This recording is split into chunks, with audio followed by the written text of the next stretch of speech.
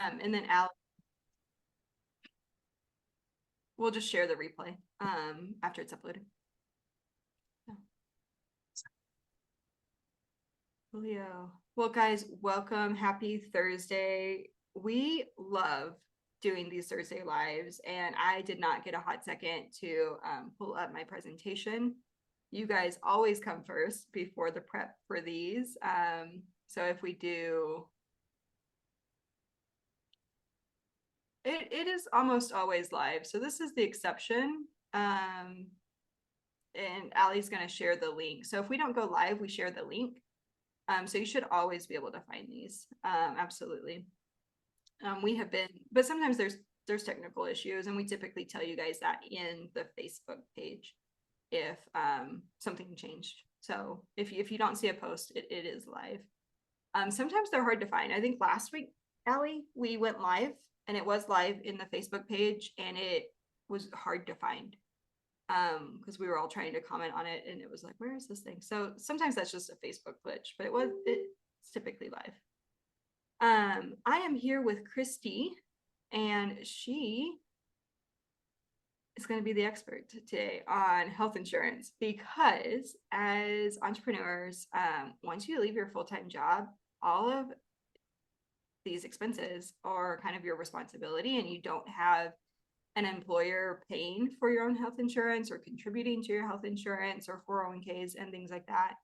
And we love equipping you guys with ways to invest in your 401k or set up a SEP and things like that. And health insurance is one of those things that we just want really good information on. So Kristi is going to take it from here.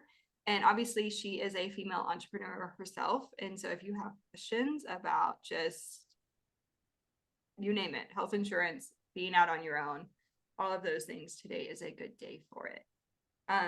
Kristi, do you want to tell us a little bit about yourself, how long you've been doing this? Sure. Well, first, thank you so much for having me. I really appreciate it.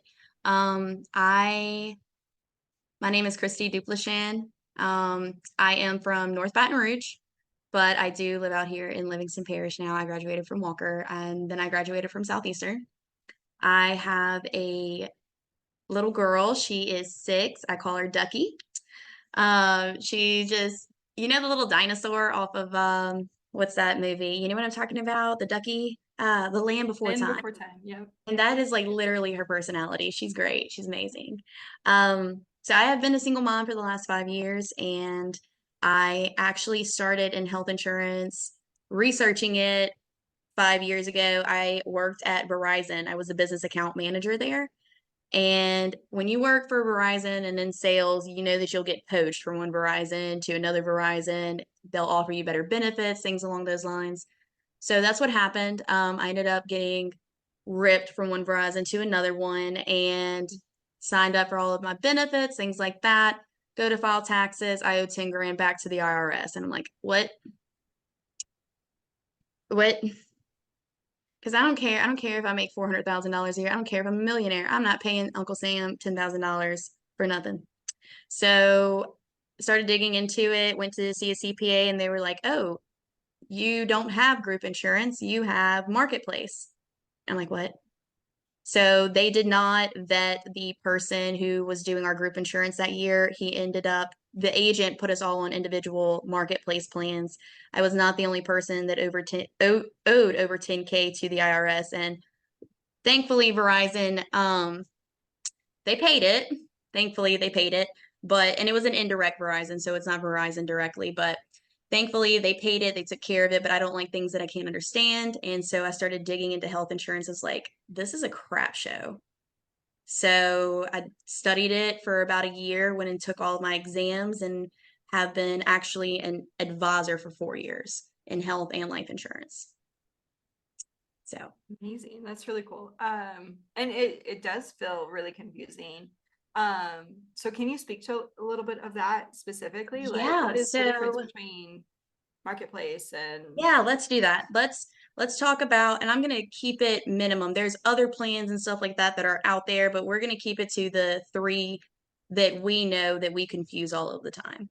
So there are 3 types of insurance in the US that we are common we're common with. So that's group insurance is number one. That's going to be who you work for is typically going to have employer insurance. You can join on there, and they typically pay 50% of it. It is a requirement that they do. But so that is group insurance. It's with your employer. That is not private. That is not public. That is group insurance. Two is going to be public insurance. So that's going to be whatever you like to call it, but it is healthcare.gov. So it's also commonly referred to as Marketplace or Obamacare or the ACA plans. That is the second one. And then three is private insurance. So private insurance has been around, that is tailored to the individual, and it has been around since before Marketplace was introduced in 2010 by the federal government. So those are the three types of plans. A lot of people think that Marketplace is private insurance just because sometimes you might get lucky and you might see a PPO plan on there if you're doing it by yourself. Marketplace plans are not private insurance. Those premiums that they have that are on there are so high that you feel like you're getting a really great discount because it goes based off of your income and your household size. But those plans are outrageously expensive to begin with. So it tailors to the individual on what they need. So if I have a client that calls in and is like, hey, I am self-employed, I work for myself, I don't have, I'm sole proprietorship, I don't work for anyone else, I don't have anybody that works for me. I get their information. Like I want to know your age, the state you live in, and your health. I want to know your health information because going based off of the health information, I'm going to know if a private plan is better for you or if a marketplace plan is better for you. Typically, the only people that I would put on a marketplace plan are going to be type 1 diabetics, or if I have a single mom that has like 2, 3, 4 children and she's just starting her business, I would probably put her on a marketplace plan. Is private insurance offered in all states? Are you licensed for all states? Let me see. Let me read this. Okay, that explains why I can never find it on Facebook page. Duh. Oh. Is private insurance offered in all states, and are you licensed for all states for private insurance? So I am licensed in 44 states across the country, and private insurance, it depends on the state. Some states require that the advisor who is selling the insurance live inside of that state. So Washington State would be a good example of that, or Pennsylvania. Pennsylvania would be another one for that. So marketplace, if you're selling marketplace plans or you're putting someone on it, you have to live in that state. So that's a really good question. Most states don't. As I'm in 44, the remaining states, they do not. I can definitely get a list and send that over to you, though. That's a good question. Yeah, really good question. Thank you, Michelle. Okay, so how scary is it to be paying for your own insurance? Like coming from 9 to 5, being self-employed, that's the number one hang up that we see entrepreneurs have is I don't want to give up my insurance. Yeah, no, a lot of people are scared about, they don't know what to do. And a lot of times they just go straight to marketplace because that's all we know. When marketplace came out, private insurance was no longer promoted. I mean, you have employees that went from W-2 employees to 1099 employees, and we have to be completely self-sufficient now, which I'm not a 1099 employee. I am a broker. I love me, everything about it, all my stuff. But it is nerve-wracking. I've had a lot of business owners that have put themselves on marketplace plans because they think that that's all that is out there. And they keep getting hit on taxes the following tax year because their income fluctuates so much. And if you don't report it constantly that your income is fluctuating, you're going to owe back part of those subsidies discount that marketplace has been giving you. And so that's really stressful for small business owners, single parents, anything along those lines, especially if you have children with special needs too. That's extremely frustrating to like navigate. Yes, the government does make it seem like marketplace is the only affordable option. Something that people don't talk about a lot with marketplace plans is the cost sharing aspect of it, because a lot of people truly think that um marketplace is the only option because that's what we see, but the cost sharing is the more you make, the more you pay. And you're offsetting. So like if you have a single person a single mom, or not a single mom, let's just say a single individual. So we have one single person who owns a business that has insurance through the marketplace, and their income is 100K a year. And then you have a mom who has 4 children. Her income is, let's say, 35 a year. You're cost sharing. So they're going to make this person the single person who makes more money with no kids and they're going to make their monthly payment more than they are this family, so that this person kind of offsets the cost and the revenue that they would be receiving. Let's see. We have another one. My husband had a business and we reached out to a broker for private insurance and we were told there isn't private insurance anymore. It's group or marketplace. We're in Nevada though. So that broker is a liar. Um, a lot of brokers are going to do things like that because the sell is what matters, right? Everybody's got to eat, everybody's got to feed somebody. It takes a lot to find someone who truly cares about what they do. Let's talk about that. Let's talk about brokers and agents and what you should look for in an agent. I think that would probably be important too. So anytime you speak to anyone for health insurance or life insurance or finances, real estate, people who work on property, anything that has to do with value of your life or investments of an estate, they have to have a license for. So you can request that they send their state license to you. That is a great way to avoid scammers, number one. Number two, if they're only sending you one option, that's kind of a problem. So that would be a red flag to try to avoid. There are individuals and groups that are called captive agents. A captive agent sells for a company that they only sell 1, 2, 3 types, maybe 3 types of plans, but it's only from one insurance entity itself. So you want somebody that can give you multiple options. You want someone, like when I get on the phone with someone, I definitely always get their income.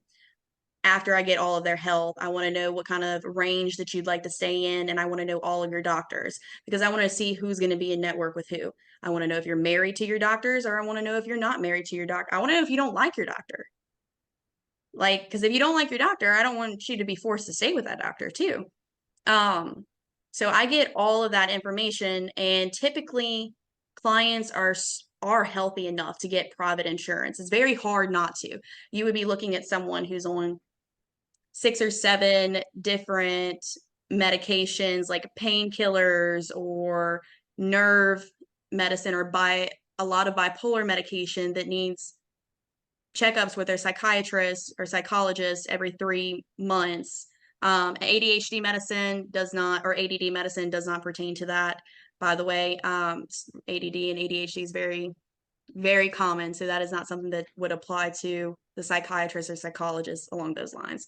But if you're on 2 or 3 different anxiety medicines, typically type 1, type 2 diabetics and severe painkillers or things along those lines, I would start looking at a marketplace plan for somebody.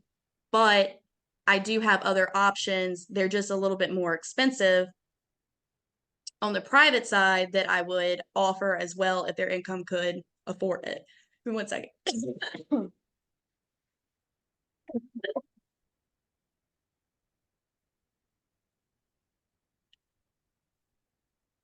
I just knew I was going to choke. I just knew it was going to happen. I knew it. And I've been drinking so much water to prepare for this. And I was like, it's going to happen. So a lot of this is like, I'm just brain dumping on y'all, and y'all are probably super confused. But here's kind of the easiest way to go about it. Private insurance goes based off of your age, your state, and your overall health. Marketplace is going to go based off of your income. Marketplace has to accept everyone. They do not have to pay out for everyone. That's just kind of the way that it is. An issue that we have as brokers that have multiple, I'm contracted with 112 insurance entities for life and for health. And so a lot of times brokers who do what I do, our main issue is trying to resolve fourth party entities. So what'll happen is a company will take a plan from another insurance company, rearrange it, put a patent on it, and get in network with selling. Now, if we listen to that, that's definitely a monopoly, one, and two, that is a pyramid scheme. So those plans, they can sound like they're really great plans. They can sound absolutely amazing. The price is good and they're guaranteed renewable until the age of 65. That sounds great.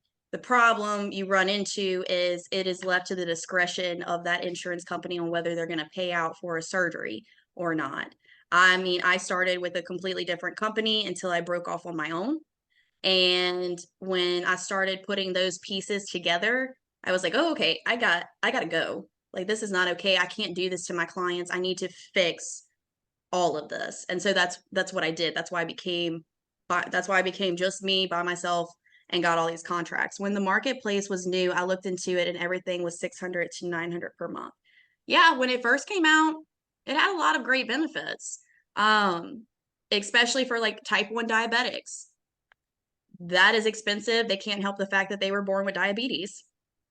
You know, some of those plans are really great for all of the machine and hardware that they need, and insulin. Insulin makes me want to cry. I have cried over the fact some of my clients have not only had issues with getting their insulin until I finally got contracted with a great plan, but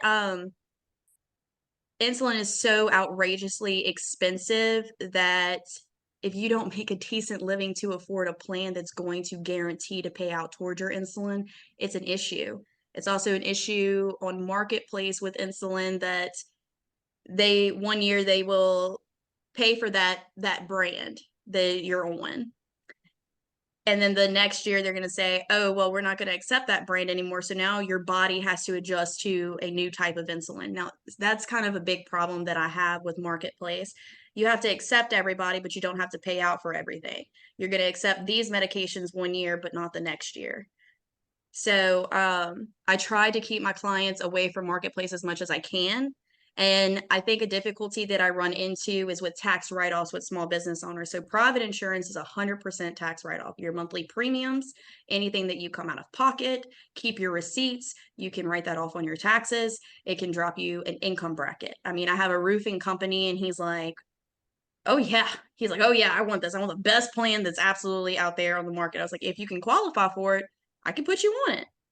But he wanted that tax write-off.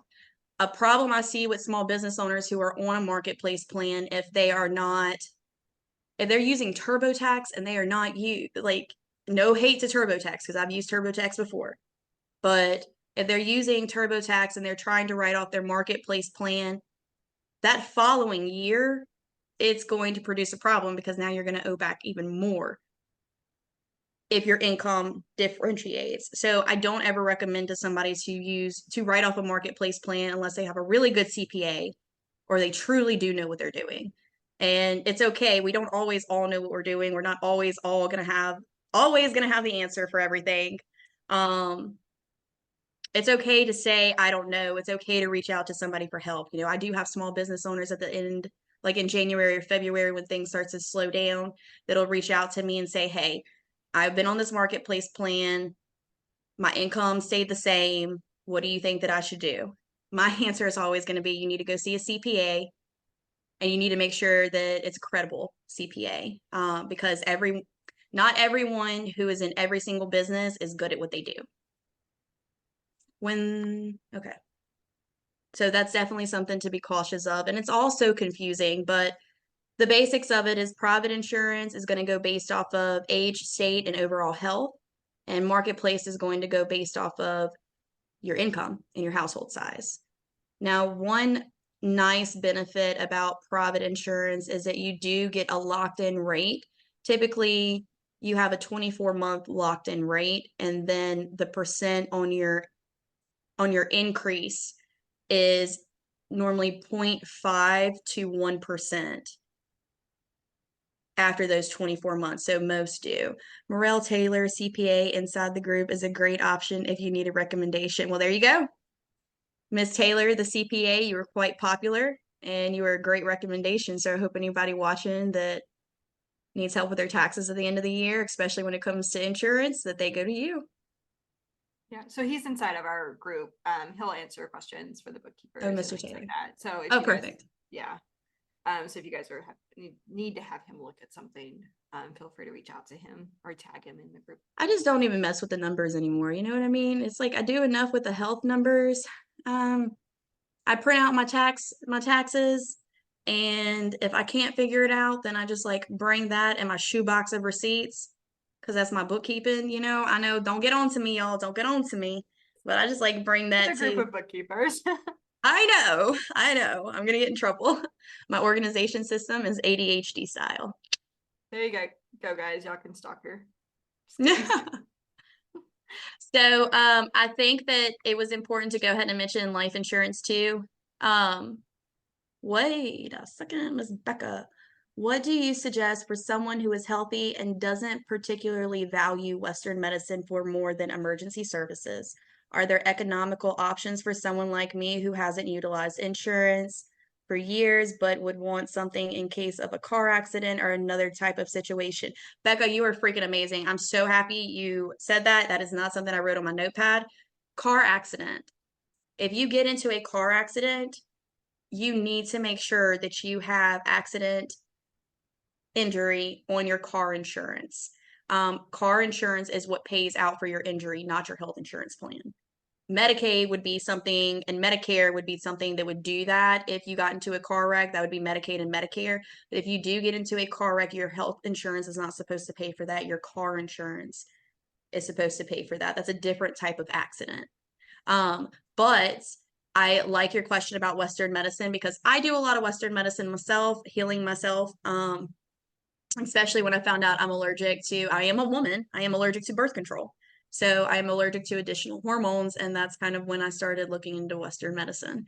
So for someone like you, I would recommend a benefits option. A benefits plan it's still going to be a private plan.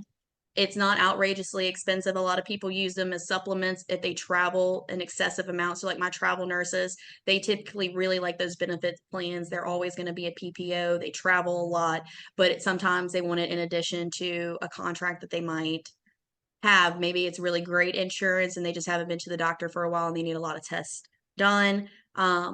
But when it comes to, but there are still other types of injuries that require emergency care. I also use things like chiropractic and neuropaths when they're often not covered by my insurance. That's awesome. I love getting snapped, crackled, and popped. So seeing a chiropractor is like probably one of my favorite things to do. A benefits plan is going to have you have a set amount of benefits per year that are going to pay out for things.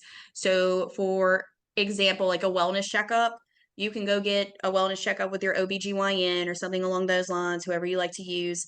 You can go get that wellness checkup and you're going to have benefits that pay out towards that. If you go to the hospital, you'll have benefits pay out towards that. Chiropractic, physical, and occupational speech therapy is also a benefit that is available inside of those benefit plans. I'm on a benefit plan because I'm kind of right there with you. And I do have some people like nurse practitioners that like the benefit plan. I have a couple of doctors that really like it because they take care of their self. They just want those things for emergency or those extras that they like. I spend money out of pocket to see practitioners outside of the Western medical system for my care. I haven't seen a primary care physician in years. So you'll be able to see primary, you'll be able to see specialists, you'll be able to see surgeons. Those are things that are inside of a benefit plan. And they give you like a set amount. So let's say you get 6 doctor's visits per policy year. That means that you will have 6 visits to see primary, and specialist and surgeon, all within kind of like that realm, that'll pay out towards that. That way you're not coming out of pocket all of that money, but you also, we never know what's going to happen, which is kind of the purpose of health insurance and life insurance. We don't know what tomorrow holds. So coming out of pocket, I could see coming out of pocket $200 to go to the doctor every now and then when you go, when you have to go, or you're that sick to go. But coming out of pocket $10,000 and a couple grand outside of that for every time you have to do a checkup because you rolled your ankle, or I slammed my thumb in the car. Well, actually, my daughter did, but she can't pay for it, so it fell on me. But definitely having a plan, even a benefits plan for that backup, will help situations like this. OMG, I did that too. Just last month, I have a purple thumb.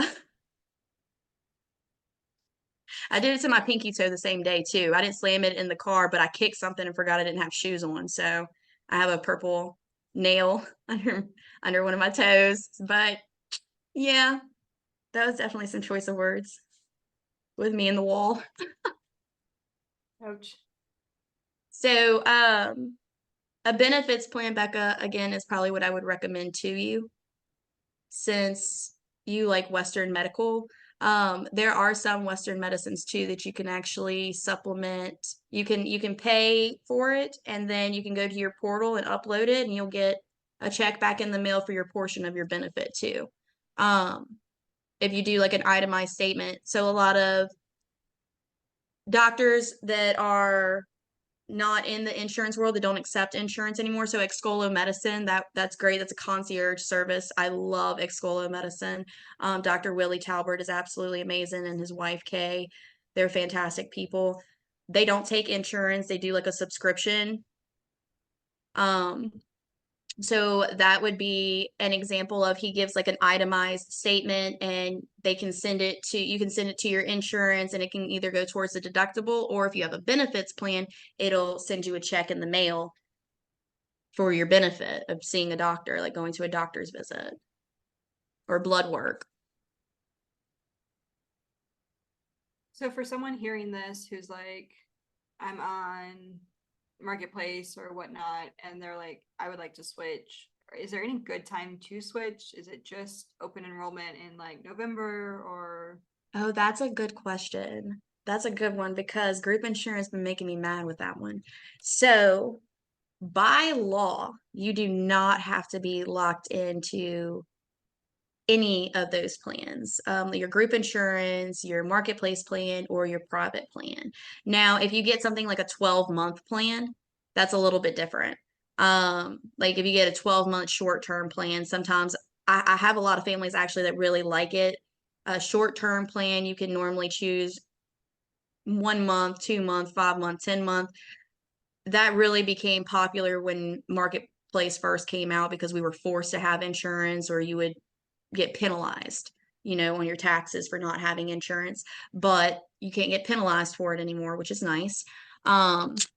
But someone who is wanting to switch, the private insurance sector is open all year round. It is open 100% of the time. Normally every 3 months, we either get a decrease in some plans, or we get an increase in other plans. Sometimes plans come out and they're completely revised. And so I'm always running those numbers for my clients. Group insurance, though, which is normally through your employer, it is very difficult to get out of group insurance. Typically, you have to have a life-changing event occur. So that would be the same thing for marketplace plans. So life-changing events outside of open enrollment for your company that you're with, or outside of marketplace during the open enrollment period, which is November 1st through January 15th, normally for marketplace, Obama, ACA, whatever you want to call it.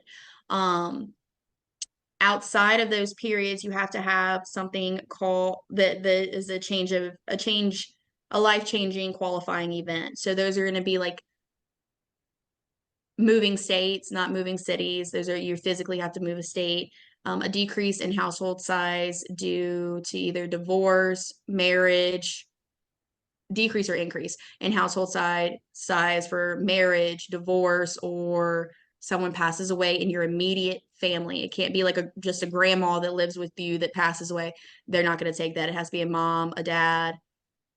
It has to be parents or a child within that household, something along those lines. And getting pregnant does not qualify you for open enrollment. So say that you're like, I don't want to get marketplace insurance this year. I'm super healthy. I'm just gonna like wing it. And then all of a sudden in April, you get pregnant. That is not a qualifying event for you to get a marketplace plan, and it is not a qualifying event for you to get on your group insurance plan.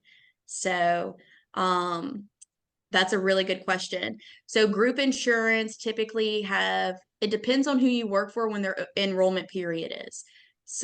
Most of what I see is going to be January, August, September, October, November, and December for group insurance. In order to get out of a group insurance plan, though, you have to have a qualifying life event as well. So, how do you health sharing plans work? That's a good question.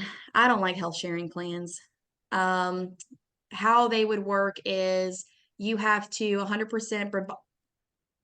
So there's a company. Okay, let's do that because I'm a visual learner. So there's a company and they have really great insurance and they will allow you to join their insurance, but you have to abide by all of their rules, all of their guidelines. You have to see their kind of doctors and stay in their network, things along those lines. And health sharing plans can be really great if you can find the right company to be with. Health sharing plans can also be a pain in the neck. So, like, if something happens to you, because most of those are going to be HMO plans, and we'll talk about HMO, PPO, EPO. We'll talk about those in a second. But health sharing plans is you joining another corporation health insurance. And so you have to abide by all of their rules, all of their guidelines. You see their doctors, you do what they tell you to do. If you go outside of that, they don't pay for it. So like let's say that you're in Florida and at Disney World and your husband is trying to go fishing and he gets a fishing hook stuck in him and now great, he needs stitches, right? So you want to take him over to the local emergency room and get him stitches. You get home, they didn't accept your insurance. So now you're getting billed in the mail constantly. That's kind of the problem I have with health sharing plans because you're outside of state and it's not a life-threatening emergency, just needing stitches. A life-threatening emergency would be heart attack, stroke, cancer. A surgery needs to be done right then and there to save somebody's life, arm, limb, a piece of their body. So I am not the biggest fan of health sharing plans, and I don't think that they're the most cost effective in the longevity. So if they tell you it's $100 a month and you have all of this insurance and that's super great for health sharing, and then something happens to you and they're like, oh, we're not going to cover that. You didn't go see one of our doctors, so we're just not going to cover that. It's kind of the same thing with marketplace. They have to accept you, but they don't have to pay out. Then another quick question. Sure. So actually, I'm just going to use an example. Let's say, so my daughter just broke her arm. Now she's having surgeries and things like that on her arm. What would be like the time period that you would want to stay on the insurance? So we're in July, open enrollment's in November. So I'm just using a hands-on example. If you wanted to switch your plan, how long should you stay on the insurance to make sure everything comes through and like gets paid out? That's a good question. How do you know it's done? So how do you know when it's done? I'm a fan, so typically I'm going to be a fan of being on there 30 to 60 days after the surgery. But that's not always going to be the case. That's a lot of times the case with the group insurance plan, because group insurance, they're going to try to lock you in. You know, even though they legally can't lock you in, like you're legally allowed to leave that group insurance plan when you open your mouth and say, hey, I don't want to be forced to be on this. But sometimes the company's rules and regulations are a little bit different and you have to abide by their rules and regulations because you work there. If you're on a marketplace plan and you have to have a surgery, 7 to 10 days, I would stay on it after. Like after the physical therapy is done, after the follow-up is done, after all of that is done. And that would be for a client that if a client was mine. Because if they keep getting bills in the mail and they're saying, oh, well, we're not going to pay this, we're not going to pay this. Yeah, you are. So I literally have a letterhead that's typed up and I just put the dates of to the dates of and I send back their bill. And I'm like, would you like to mess around? Because I am find out. Here you go. Here's all the answers, blah, blah, blah. Typically, I don't run into that kind of problem with marketplace or with group insurance. I run into that problem with fourth party private plans. So normally that's going to be something if you get it from a captive agent. So I want y'all to remember that word, captive. Also want you to remember that word for life insurance. It's the same thing. If they're captive, if it works for you, great, but I would definitely look at what else is on the market. So if you're on a group or a marketplace plan, I would say 7 to 10 business days if you're wanting to move to private. If there's a lot of physical therapy that's required and stuff like that, I would definitely give it 30 to 60 days to make sure all of that is complete. Everything has tried to be billed. You've paid all of your co-pays, and I always keep your receipts for everything. Marketplace, Medicaid, Medicare, because Medicaid doesn't pay for everything. Medicare doesn't pay for everything. Lord have mercy. Medicare doesn't pay for everything. But I would say 7 to 10 days if you're wanting to move to private, or 30 to 60 if there's like several checkups and follow-ups.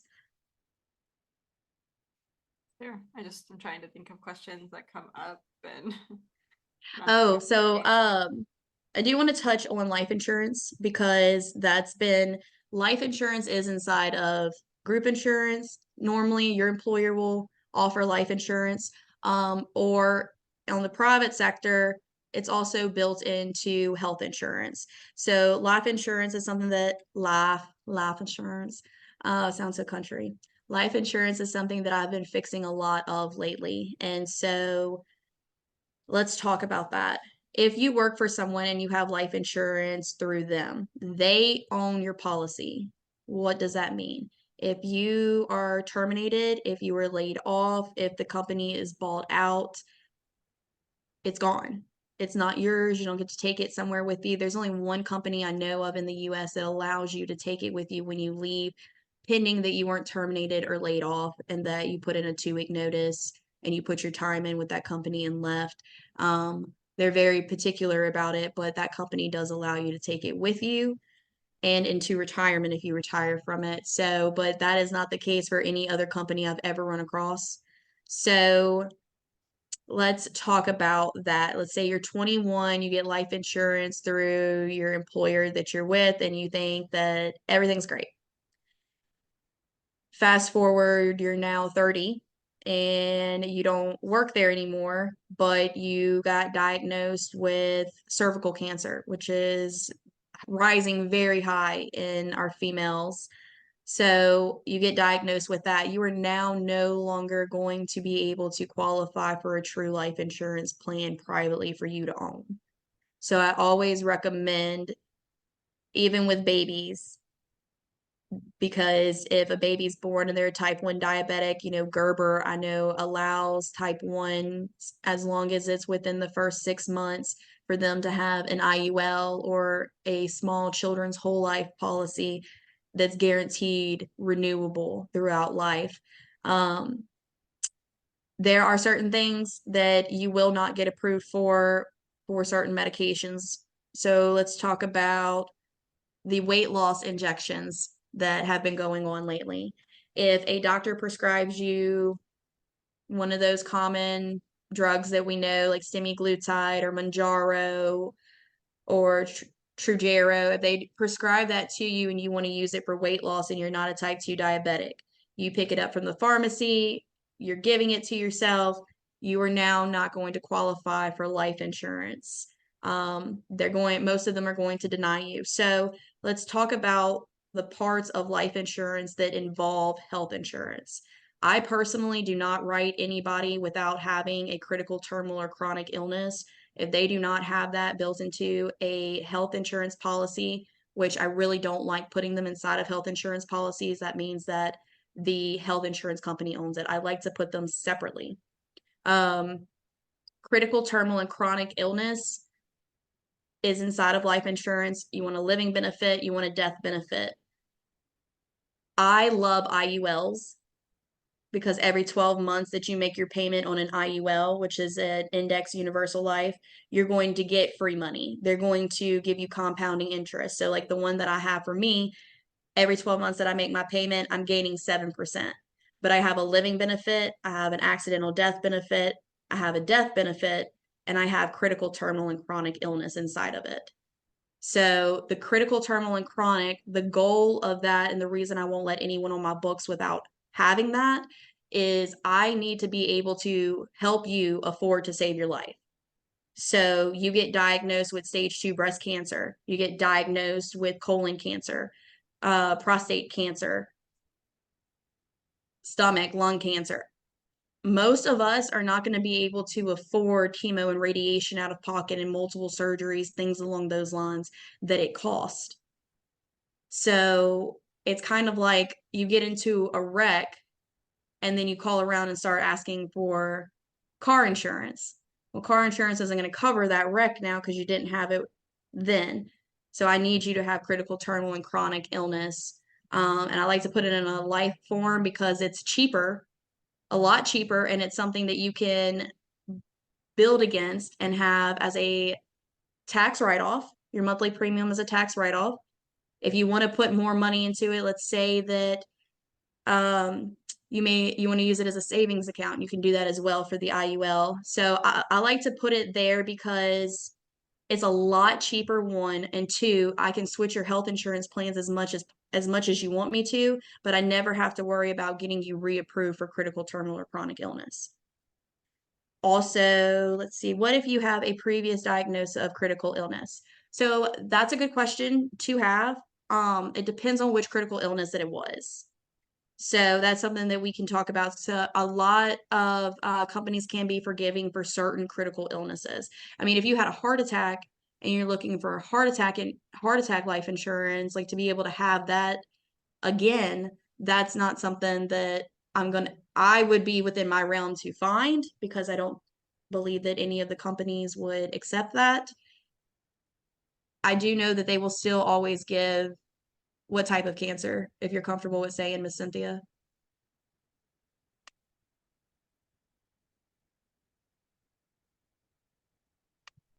If not, you totally don't have to. That's okay. If you want to message me, you can privately if you would like to do that. Colon. What stage? Stage 1. I could get you approved. I could get you approved with a living benefit and critical, terminal, and chronic illness. Yeah. And you need to be careful too of life agents. I am a life agent, so I know the sneaky stuff that people do. Be careful with life agents, okay? You want to make sure again that they're not a captive agent. You want to make sure that you get their state license. You want to make sure that they give you different options. I will go ahead and name some of my favorite life companies. And I think a lot of brokers who do life insurance would probably agree with me. Kansas is going to be a good one. Foresters, Mutual of Omaha. I love Gerber. I'm always gonna love Gerber. Those are my top, and Aetna. Aetna is really nice for heart attack, stroke, and cancer. So those are going to be some really good ones. Do you have any other questions for me? I hope I didn't sound too confusing. It's a very confusing market. I hope I explained it well. No, it really is.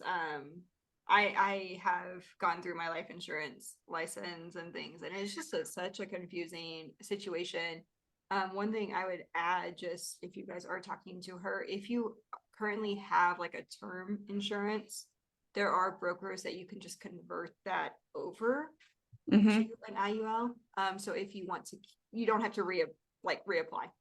So Yes, if it's in the contract, so I do that as well. If it's in your contract that it's allowed to be flipped, over and I could flip it over into an IUL, then we could totally do that. Some life insurance companies do put a no on it, that they don't allow that, and they put that in there.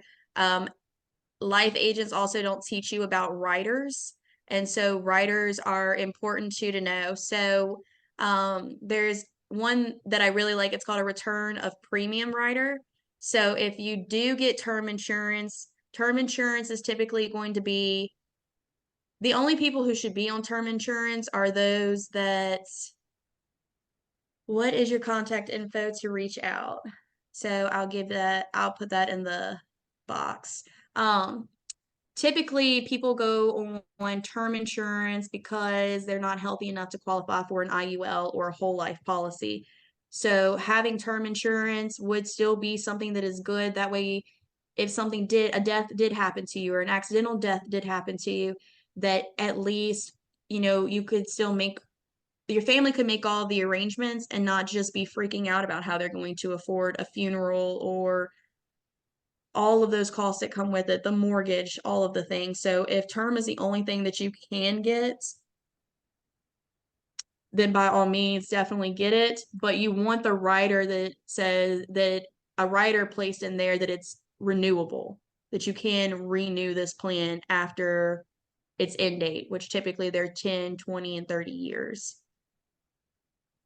Oh, I just put my name. Okay.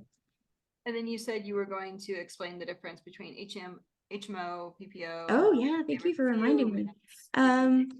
So an HMO, think of it like HMO, you can stay within the relative area that you live in. I know I'm in Louisiana, so we call them parishes. Everybody else are in counties. So y'all give my little hick self a little break, okay?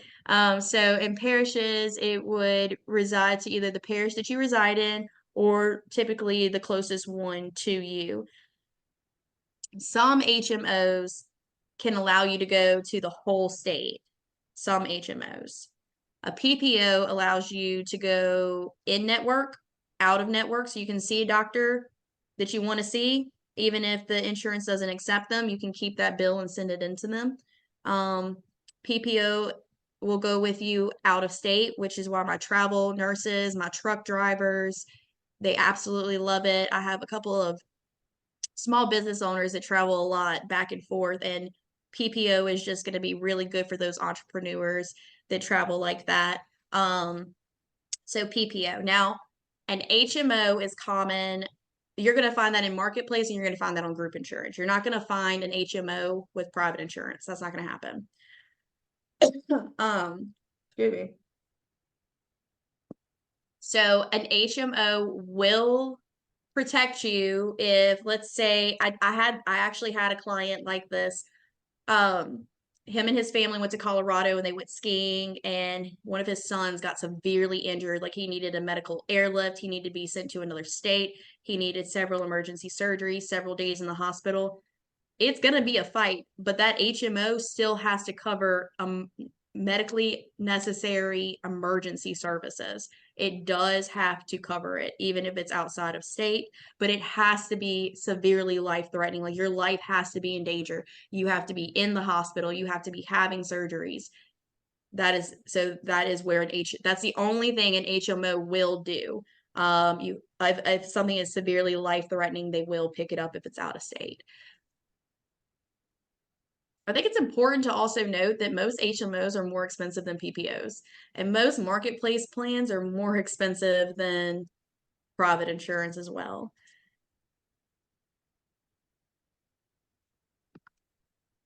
And then we'll email out Kristi's contact information, as well as if you could send us your list of like where you can and cannot serve.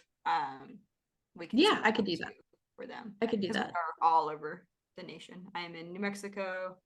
We've got people everywhere. So yeah. I will send those out. I don't think that there's a lot of product in New Mexico to begin with. Now, I won't touch California unless you're a travel nurse and you're traveling to California. That's one thing, but my errors and omissions is not about to play in California.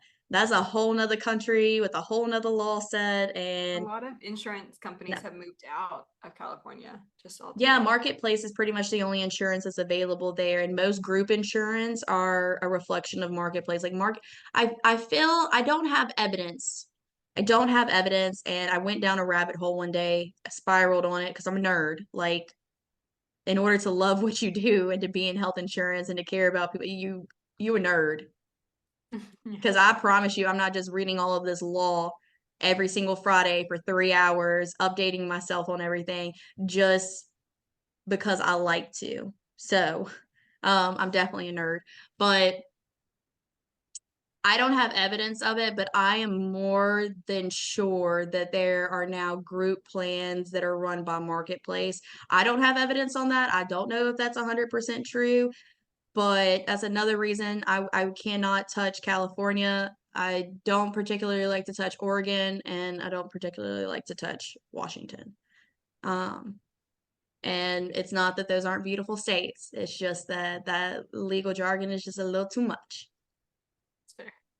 That's Too fair. Well, much. thank you so much for your time today, Kristi. I Yeah, know. if anybody has any questions, y'all feel free to reach out to me. I'll throw my email in there too.